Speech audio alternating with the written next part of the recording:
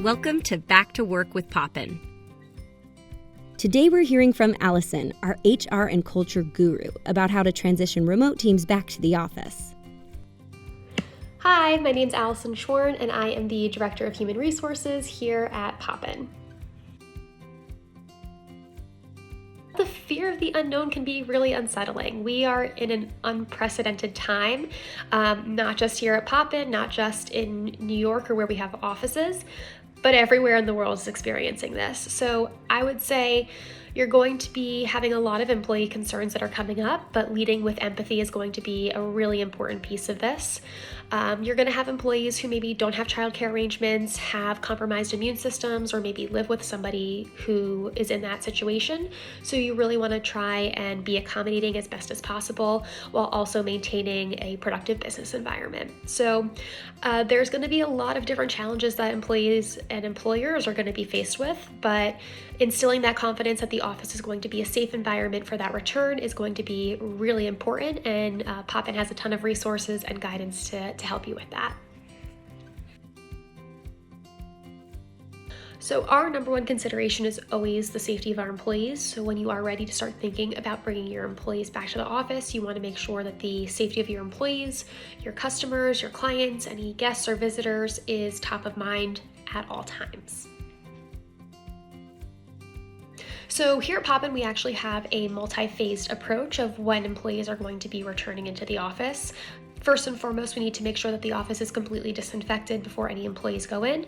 And then from there, our essential employees are going to be going into the office with our installation teams to reconfigure the space. So this is actually a service that we provide to our clients as well to help you create the right social distancing and protocols and procedures that are going to be needed to create that safe environment. Then from there, we will begin a rotation approach. So we do think this makes sense for at least the initial phase back, where we'll have either an A team or a B team or a team 1 and team 2, whatever you want to call it. The important thing that we believe is creating this rotation by week and not by days.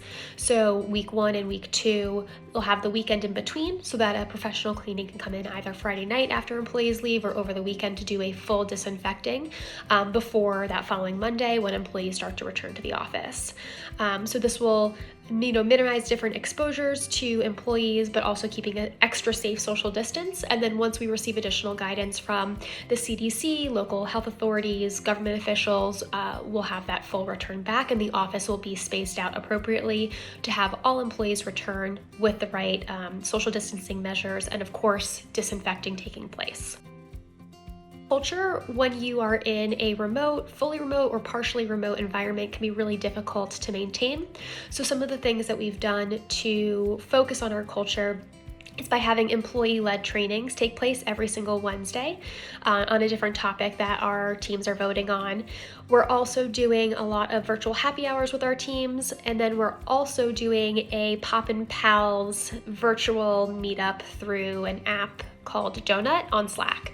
So employees get paired every single week, and you can have a quick meeting with one of your coworkers that maybe you haven't seen in a while, you haven't had the opportunity to meet in person because they work in a different location, and really keeping that camaraderie up.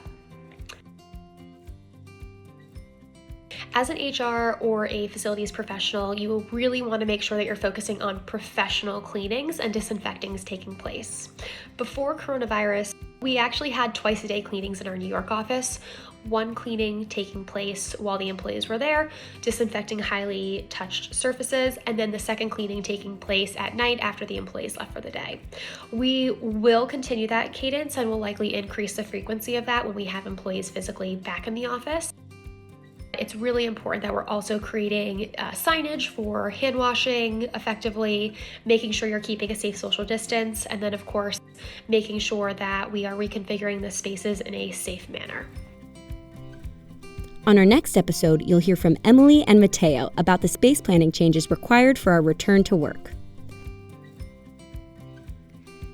Thanks for following along, and we're always here to help with solutions for returning to your office.